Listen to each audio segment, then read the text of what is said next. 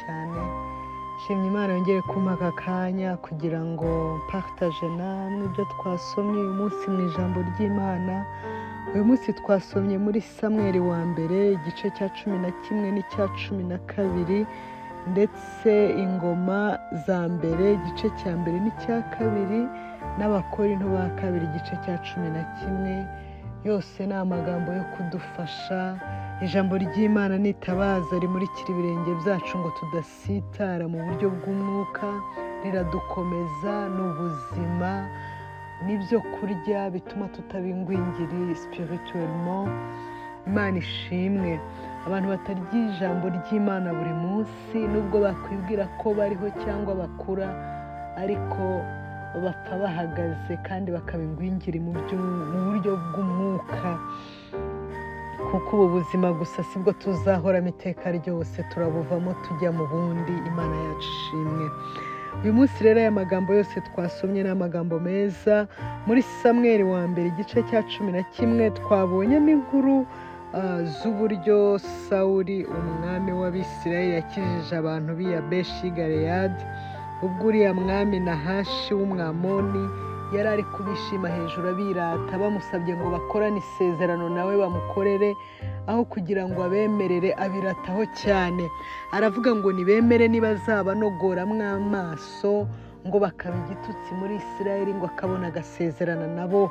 Imana idufashe cyane. Hari ibintu bijya bigutera ubwoba mu buzima bikagutitiza, ukibaza icyo wakora ukakibura. Hari igihe abantu bagutera ubwoba, hari igihe ari situation igutera ubwoba runaka, ndetse ukabona ubuze icyo ukora n'icyo wareka. Nk'uko aba bantu b'i Galeyadi bari bamerewe, uyu mwami abateza ubwoba, ababwira ko ari bubica, ababwira ko ari bubanogoremwo amaso. Ariko ijambo ry'Imana ratubwira ngo iyo nkuru yaragiye igera kuri Sawuli. Sawuli arababara cyane. Ku murongo waho wa 7 niho tubona ngo yaho niho tubona ngo maze Sawuli afatwa n'umushyitsi, afatwa n'uburakari bwinshi.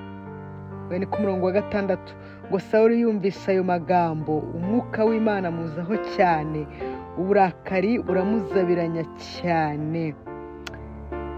Icyo yakoze ni iki? Ngo ahise afata inka arazicagagura azohereza mu Bisirayeli, ngo arababwira ngo utazatabarana natwe ngo ni kwizi inka ze zizamera.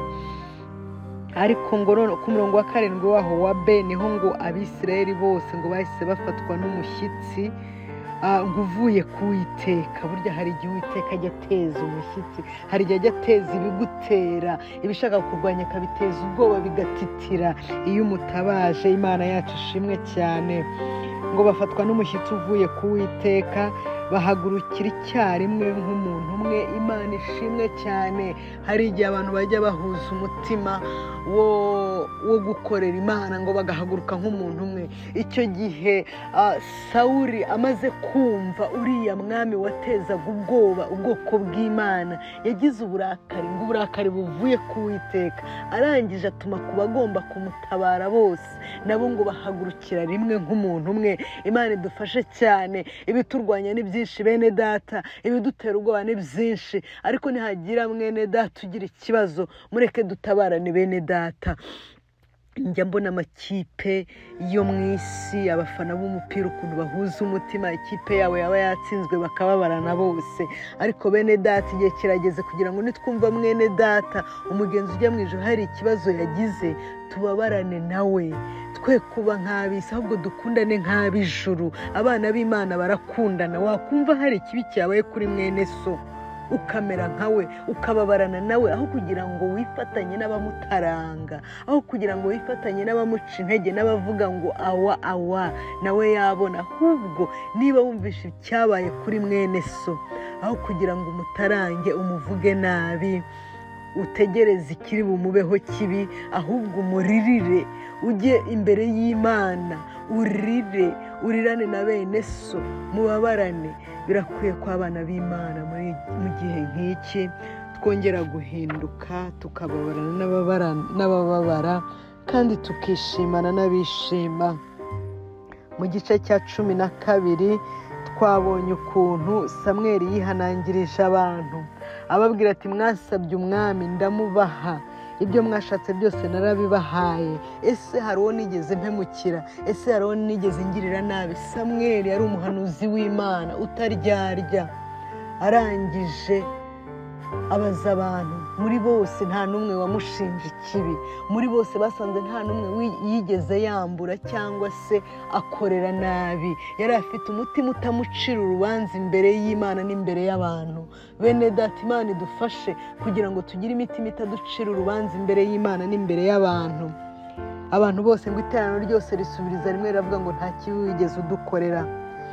Nafashijwe n'umurongo wa 12 ni nako umurongo wa 20 w'icyo gice cya 12 ari nawo umurongo wo kuzirikanaho uvuga ngo maze Samweli abwira abantu ati ntimutinye, ni ukuri ibyo bibi byose mwarabikoze, ariko noneho ntimukebakebe ngo mudakurikira Uwiteka, ahubwo mukorere Uwiteka n'imitima yanyu yose.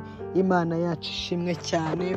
Hano Samweli yihanangirizaga abantu kudakebakeba, nibyo bari barakoreye Imana ibibi, ariko hari aho Samweli yinginze Imana ngo imanure imvura y'amahindu, imvura nyinshi cyane, kugira ngo babone ko ibyo basabye, ibyo bakoreye Imana yababaye. Koko Imana irabikora ngo abantu batinye Imana. Na Samweli umuhanuzi w'Uwiteka Imana bamaze gutinya, ariko Samweli arabasabira. Samweli igihe cyose yahoraga asabira abantu b'Imana, asabira itorero ry'Imana. Ku murongo wa 20 rero w'iki gice cya 12 niho yababwiye ngo ntimutinye, ngo kuko Uwiteka yiteguye kubabara no kubagirira neza. Ngo ariko nubwo bimeze bityo, nubwo Uwiteka ari umunyembabazi, ntimwongere gukebakeba muca iburyo cyangwa ibumoso, kuko ibyo mukebakebamo nta kintu na kimwe kibazanira, nta nyungu bibazanira usibye umujinya w'Imana. Bene data, hariho gukebakeba kwinshi muri iki gihe, hariho kwibagirwa Imana no gusubira inyuma, ariko Imana idufashe kugira ngo tureke gusubira inyuma. Mu ngoma za mbere igice cya mbere n'icya kabiri ho tubona ko ari urutonde rw'amasekuruza ya Adamu n'abana ba Yuda mwene Yakobo. Nta kintu special kirimo cyane, ni urutonde rw'amazina yabo. Icyo gice ku bashaka gusoma urutonde rw'amazina mwabibonye nta kibazo, ariko nasimbutse njya mu Bakorinto ba kabiri igice cya 11. Nafashijwe n'umurongo wa 11 n'uwa 15, ubwo Pawulo nawe yihanangirizaga abantu b'Imana nk'uko Samweli yabihanangirije. Imana yacu idufashe cyane. Kuri uwo murongo wa 13 kugera ku wa 15 haranditse ngo bene abo ni intumwa z'ibinyoma, ni abakozi bariganya, bigira nk'intumwa za Kristo. Niba bigira nk'intumwa za Kristo, mu by'ukuri sibo. Kandi ngo ibyo si igitangaza, kuko na Satani ubwe yihindura nka marayika w'umucyo. Nuko rero ubwo bimeze bityo, ntibyaba igitangaza kugira ngo abakozi be nabo bigire nk'abakozi bagabura ibyo gukiranuka, iherezo ryabo rizahanwa n'imirimo yabo. Imana idufashe cyane. Bene data, muri iyi minsi ya none hariho abigira nk'abakozi b'Imana ariko atari bo. Ndetse ijambo ry'Imana Pawulo yahuguye bari Abakorinto, arababwira ngo niba Satani wubwe yigira marayika w'umucyo, n'abakozi ba Satani bariho muri iki gihe cya none mu materaniro, mu matorero, ntibabura gufungura insengero, ntibabura kubaho bakigira nk'abakozi bagabura iby'Imana ariko atari bo. Abo ngabo ni benshi cyane muri iki gihe. Imana idufashe. Uzababwirwa n'iki? Uzababwira no kuba mu ijambo ry'Imana no gusenga. Bene data, reka ndangize mbabwira ngo musenge mutagwa mu moshya.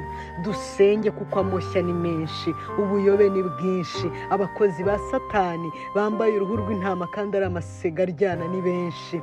Tube maso, dusenge kugira ngo tutagwa mu moshya. Imana ibahe umugisha. Ndabakunda. Mugire weekend nziza. Bye bye.